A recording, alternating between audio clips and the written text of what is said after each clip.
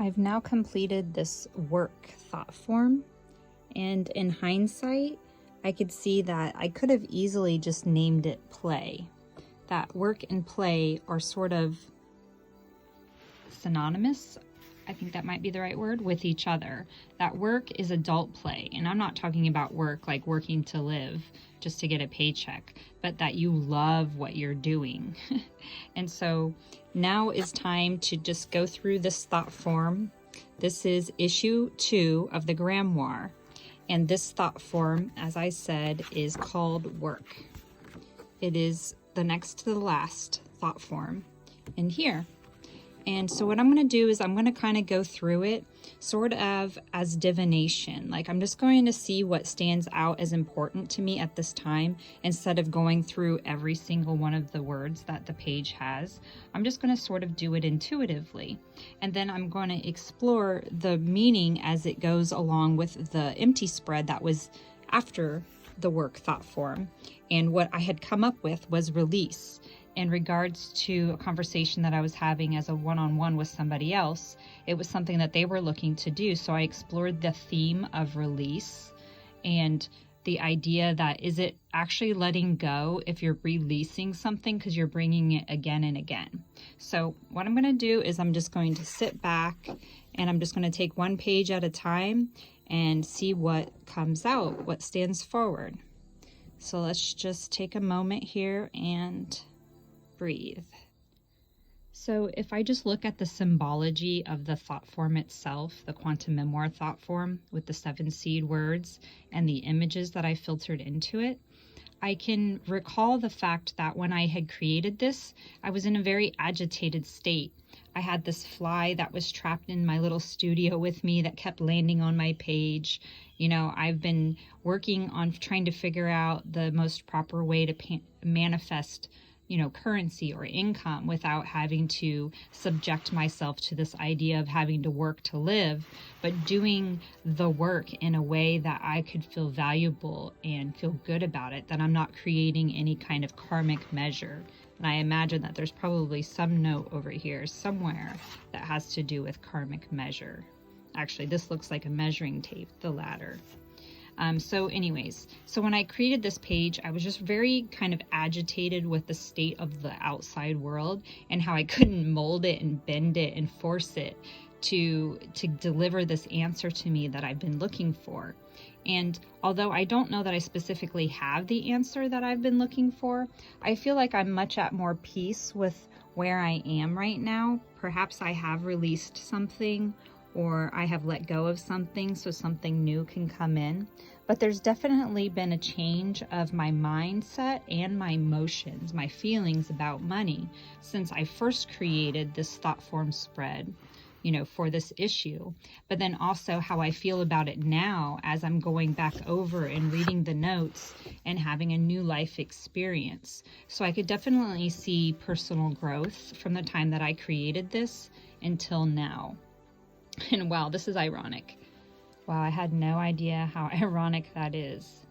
I drew this, and I'm not even sure exactly why I drew it. I can't recall I know I wanted something that was shaped like a card. Like, I felt like I needed to balance that out. And right now I'm thinking of it as like taking the call. Are you taking the call? Oh, I know what it was. It was about discernment. That maybe you shouldn't take all of the calls that come in. That maybe you need to have discernment and you can actually have the choice to decline a call. You don't have to accept one. It's something where I'm learning to use my intuition to tell me if I should take the call or not. But how this is a synchronicity now is Bodhi and I have decided that we no longer need smartphones. We're here at the property most of the time and we can do everything on our iPads. So why have so many devices that do the same thing? It seems a bit unnecessary. So since the time that I originally drew this, now this phone image has an even more impactful impression on me based on my current situation with suffering that I've been having. So although this was agitating when I did it, I've recently, since doing this page, I've been going through a whole other kind of like sourness is the word I keep using, not agitated, but like I've been going through a sour period. And so it's very symbolic in this phone that that same kind of icon is coming up again at this time. So, you know, why carry the phone around with me? I'm just going to be programmed to jump on Instagram or, you know, whatever else one might do and waste valuable energy and time of their life on their device. It's something that Bodhi and I are letting go of, that we're trying to break that relationship. Okay, so now I'm called to kind of come over here and look at the notes page. So I'm going to take another pause and then we'll dive deeper into that and see if anything stands out. So how things work on the notes page is that whatever I'm studying or whatever self-reflection or experience I'm having might go here first in a more general or broad way. And then I take those ideas, whatever seems to be the most valuable, and then I condense it either into words, you know, in my journaling practice, or in the images that I do for the grimoire. So this is like a more potent, condensed version of what the notes are. So oftentimes the notes are basically the code to what you're seeing over here. There might be symbology written actually like from definitions, and then you could go to my website and then you can access the citations that relate to quotes that are on this page or the words that I captured and I ended up, you know, they kind of like molded together. So some of these things are from a YouTube video or an article or something that I came up with. And then they all start to sit next to each other in a perfect way that actually make relationship between the different ideas. So let's dive into it. Sharing gifts jumps out at me. Weaving a web. I just drew a spider web on a art page for the party that Michelle and I are going to be doing this Saturday. I can't move the camera around because I can't think straight. All right, so let me just leave it right there. So I'm sharing my gift. I'm drawing webs. Like all of this right here is a mental visual web. It's like a bait for your mind to open up something that might not have been opened before. It's like alchemy of perception is what, you know, the I guess kind of like the slogan, the definition of what this grimoire is, what it's meant to do. And so this is me sharing my gift, right? I'm capturing this work and I'm binding it all together. And I don't know if I was specifically talking about me when I wrote this originally, but that's how I'm relating it and seeing it right now. So it's valuable for me to personally go back over these again, because then I start to see kind of like a confirmation of whatever I was divining for myself. And it actually is a bit more of a collective idea for humanity, not just personal to me. And that's why I share it. So if a web is destroyed, the spider can create it over and over again. There's always an opportunity for the spider. He's not like upset because, oh, gotta build my web again. You know, he just does it because he's excited about creating something and capturing something. So it kind of, I see this opportunity in there, right? And then there's the pawn. And so a pawn, you know, I kind of think of in a negative way, but, you know, it's something that is manipulated. But in fact, it could be something that is an asset, in that if you get to the other side with a pawn, then you get to level up what that position is, like what that key, that piece is, right? You can make it become a queen if you want, or maybe a king. I can't remember exactly. It's been a while since I played chess. But a pawn is something that is valuable. You give deposit to, you put energy into. So in a way, I'm seeing now that this is kind of a pawn. This is a mind map that you are putting energy into to creating a potential. That's why I'm working on this other book called The 6 Moves. I'll make a video about that soon too, an update. So anyways, let's see, what else is on here? Who is in control? The head or the heart? So, you know, the lizard was a sync with some people. And so I had made some videos about it.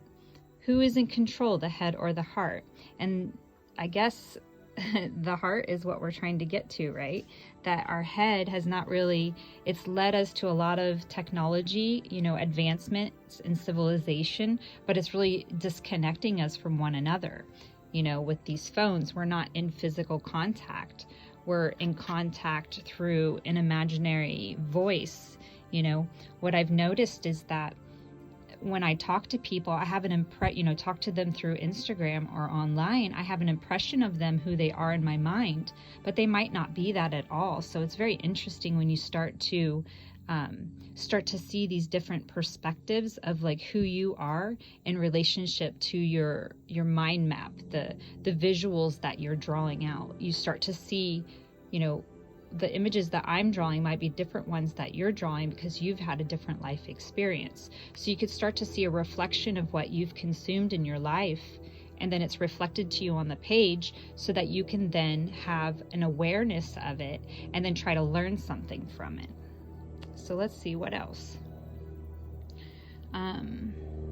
A perpetual, uncalculated life in the present. This is a quote that my husband and I have heard Alan Watts say so many times, and we're really drawn to it personally. It's kind of what we've been doing with our tiny house journey that we've done, started in 2017. And I believe that this is the original person that he's quoting it from. But basically, it's that you're in this intuitive moment where you're just moving on from the step that you're at. You don't plan too far in advance, and that unknown can be really scary. We're so used to being tied to something where we know that we're going to get a paycheck. We know this is, our car is going to be there running in the morning, that we get so sucked into this false belief of security. Yes, those things can be stable, but they can also be taken away from you, just in the roll of a dice. You don't know. There could be a storm. Your car could get washed away. It could happen.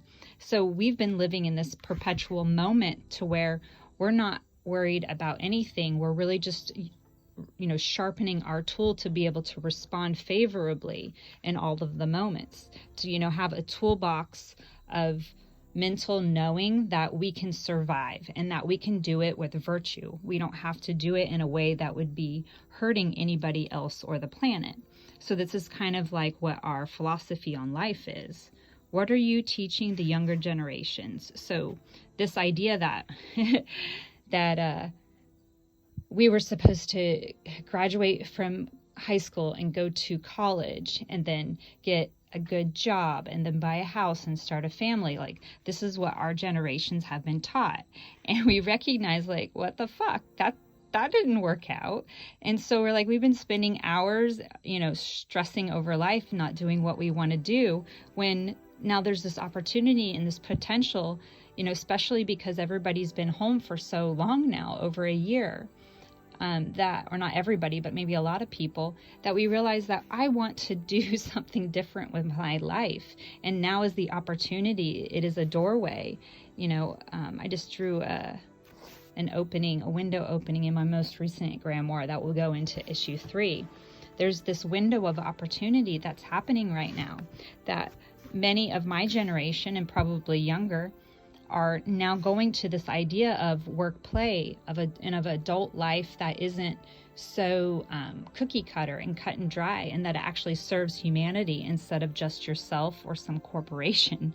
So I don't know where, there's so far to go with that, but I'm just going to leave it right here, that we have this business system that we have to work in order to play in life. We have to earn these paper dollars in order to survive, to go on vacation, to be part of a certain, social group or certain sort of, social status. Say that 5 times fast. So this page was that frustration that this is the system that was set up, but that's okay, because it's not the end. The story is still going on. So I guess now my eyes are being drawn to this Dr. Jekyll and Mr. Hyde. That's one perspective of what's happened and what's going on, but there's this other perspective that, we can change it, that there is a different reality that's coming forward. If we follow our shadows, like if we start to uncover our unconscious mind, then we're going to be able to maybe progress in a new way in society instead of just a technological way. It would be a mental, emotional way that then we would become mature human beings. All right, so let me get off that soapbox and see what else stands out. Okay, I mentioned this in one of my other most recent videos. Work and play are words used to describe the same thing under different conditions. The different conditions is just a perspective. It's just a point of view that you hold, based on your beliefs. So best change those beliefs if you want to be able to work and play and not just have to work to live. You don't have to. You can do whatever you want, but that's what I'm doing. Let's see, the fly. The fly represents rapid change, exponential growth, and abundance, and that it has keen eyesight. So the fly, although seems like an annoying, gross kind of symbol, it's actually a very powerful nature symbol to have on your side. It helps get rid of what's no longer necessary in our lives, turns it into fertile ground for the earth. It's kind of like that cycle of life. So, anything else about the notes standing out?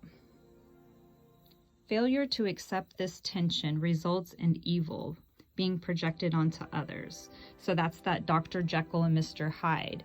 If you think that you can hide your shadow, your ego, then you're mistaken, because people that are aware of this sort of thing are going to know it. People that want to take advantage of you will be able to use it as a weapon against you. Like, there's no hiding it. So to me, I feel like you might as well just deal with it and grow with it and let it out in the open with no skeletons in your closet, because there's no way of avoiding it. It's going to be in your life experience somehow. So then that really calls me to pull in on the idea of release. So let's talk about release. Release is the empty spread that I used after the thought form of work. So this one came to me because I was working with an individual, and this was something that they wanted to do. So since I was starting this page at that exact time, I figured this is a key, this is a sign that this will be my purpose. So then I, offered to her, challenged her to go ahead and use release as the idea of a purpose and work through it herself. So that's kind of how this page started. And what I wanted to do right off the bat, because I've already done this before in other thought forms, was explore the word release. And I do that because I break the word up. That is again and again. It's kind of like a location. It's a cycle that's happening. And lease is a contract. So if I'm releasing something in a very general, formula sort of way, I'm bringing it about over and over again. And so that might not be the kind of release that I'm talking about. People say release like they're letting it go forever. But in that kind of symbolic context, you could actually just be saying that you're bringing it back over and over again. And a better choice of words might be to let go of instead of release. But there also might be times that you do want to release something, that you want to withdraw from it, but eventually you want to come back with newer energy. So maybe you do want to release it. So it's not to say that this word is bad or wrong, but it's just to kind of, stretch the mind to think in a way, to perceive the words that we say in kind of a new way. And so what I'm ultimately getting it as is to shed the old, to liberate yourself from whatever belief patterns that we've used to have, and to learn new ones. That for me, this intention sphere is coming out, that there's no blocks. I'm going to stop thinking that I have blocks in my life. There's nothing blocking me. There's only opportunities for me to learn something that are slowing me down from the progress that I'm doing. It's to my favor. It's not to my detriment. So I'm liberating myself from the past. I'm accepting myself for who I am. And I feel like, yep, that's on here, acceptance. So this idea of forgive, let me see, where did that come from? Oh, I read a book that was about the 12 strands of DNA. And it's by Anne, I don't know, but it's in the citations of the Kairos page that I just posted about. So if you want to check that out, that'll be where you can find that information. But it was that you don't forgive somebody, because if you feel like you have to forgive somebody, then you're accepting that they've done something bad or wrong. And that's just a polarity. You know, you're implying that there wasn't a lesson to learn when obviously there was something that was set in motion that was causing that, and that there was a lesson to learn. So it's to recognize that if you're forgiving someone, then you're saying that someone was bad or wrong, and really hurt people. So this idea that I would need to forgive someone for doing me wrong would suggest that I have a polarity perspective of life. But if I instead accept whatever the situation was that I would, portray forgiveness for, then if I just accept, I realize it's just a opportunity for reality to provide feedback to my experience for growth. And so I know that that won't be something that everybody will get, but it's my book, so I had to write it down, that what I'm releasing is this idea of forgiveness and really trying to step into a unity perspective of a multiverse, and realize that there's only acceptance of a situation, not specific forgiveness of a situation. So that is that. Authority is what's coming forward now. So I listened to a YouTube, Kyle Cease, and he was talking about, us giving away our authority and how to reclaim authority. It was an amazing video. There was a lot of great, perspectives that he shared in there. So I would recommend going to the Kairos page that I have a citation in, and you'll find a link to that as well. So this was my observation, to realize this power of authority that I've been giving away because something was done to me, or I was programmed or taught to do something in a certain way and I was upset about it. Like, I'm done being upset about it right now. All I want to do is put this ladder up and start climbing the ladder and improving, and not worry about pointing fingers of why something happened. But if I can just change, my progression, my behavior, then the people that I encounter, the people that I work with, that will happen. And I believe that's probably what Gandhi was getting at, is be the change. So this is this authority, this new type of personal authority that's coming about, instead of believing in an outside authority, be it, government or religion or your parents. There's different ways that you could tackle that idea of authority. Even your own authority over yourself, to where you're unhappy and you're portraying, the continuing of your suffering, that you're buying into the negative belief of yourself, and then you just keep making that happen. And that way you're a negative authority over yourself, over your body. Because I believe that the body just wants to thrive. That's its, like everything outside, the plants, the animals, the mushrooms, all of it, it just wants to thrive. Even though it's fall time, it's doing that on purpose so that in the spring it can be renewed. So what's next? Income jumps out. So of course, I'm connecting income, because that previous page that had to do with money and working to live or living to work. So really what I'm trying to project into my future, because these thought forms, I could see cycles of where they come up. I'm putting a spell, an enchantment, that I need income. I need to connect to incoming energy, whether it be physical, emotional, mental, financial, whatever the different types it could be. I need income energy so that I can do this rinse repeat cycle, so I can let it flow through me and do my work, so that I can live to work, this adult play that I get to do.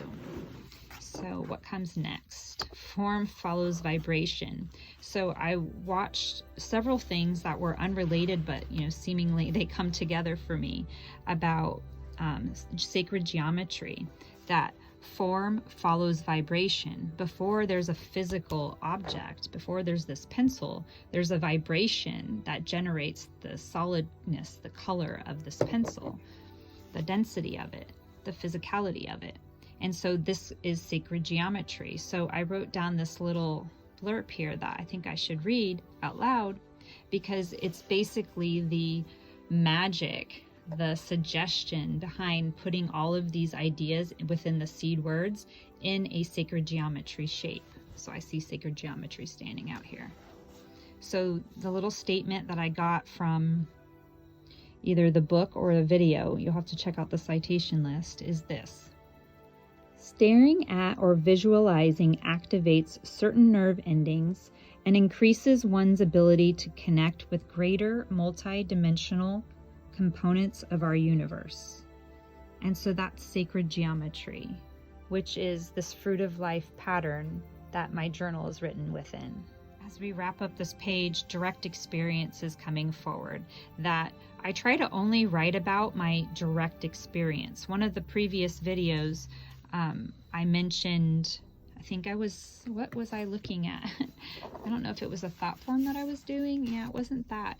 But it was mentioning this idea of spirits. Oh, it was the tarot reading that Michelle from Silver Lining Oracle did for me. That this idea of ancestors and spirits, like I don't have a direct experience knowing that I'm getting some sort of specific guidance from a being other than my own consciousness. I don't know, that could be happening. It's beyond my perception at this time, and I'm good with not knowing. You know, I wrote that down somewhere else in one of my pages, is that I don't know. So I'm okay with only working from my direct experience. There's a lot of things that I would love to, you know, have more understanding of, but if I don't have it at this time, I'm not totally bummed out about it. I just think that it's Kairos, you know, it's just not the right time. It's not in an alignment and a balance for me to have it at this time. So I'm just talking about my truth as I'm experiencing it. And each time I go through these cycles, there's more and more that's uncovered for me. So in a way, I guess this practice is regeneration. I'm not sure why I originally wrote it, and that seems to happen a lot. But what it means to me right now is that this cycle is regeneration. I'm constantly grounding like the winter and connecting like the summer. But most importantly, the waning, the passive energy of fall, so that I can grow again. And so that to me, this experience is sort of a regenerative, you know, process for the mind, for the emotional body. And in some way that projects into the physical reality, that creates the reality. That's why this is a thought form. It's the form that's following the vibration of what you feel. And so it's kind of like the form before it's actually manifest. So it's like a bridge between your vibration and it being in your outer reality. So acceptance. So the outer reality, let's see if I can break this down in my perception. The outer reality that is happening right now is only an experience of the projection of the past. And so if I don't like something right now, that doesn't mean I'm going to have it forever. I can change it in the now to where the future won't be experienced like the present. And so it's an acceptance of recognizing that there's like this quantum lag between the feeling that you project and it not immediately being, you know, in my manifest reality. So, you know, I've been kind of experimenting and playing with this depth of time that happens with Kairos, with that specific season, that right moment, you know, not just the season or the cycle of the year, but the cycle of anything specific growth seed, you know. So like certain flowers, they bloom at different times of the year. Certain plants, animals, they all have different sorts of gestation periods. And so I believe so do our projects. And so it's really kind of getting in that direct experience of living in the now to knowing when those opportunity moments pop up so that you can harvest your fruit. That's kind of like what my work is about, is to play with this sense of time, this Kairos. So I think that's it. So now this one is done, and I will be moving on to the dream catcher. Excellent. So that's in issue 2 of the Grimoire. And if you want, you can get one of these hand-bound books yourself. I sell these on my website. I even offer a subscription service. And right now I'm working on issue 3 that you can pre-order. Thanks for watching.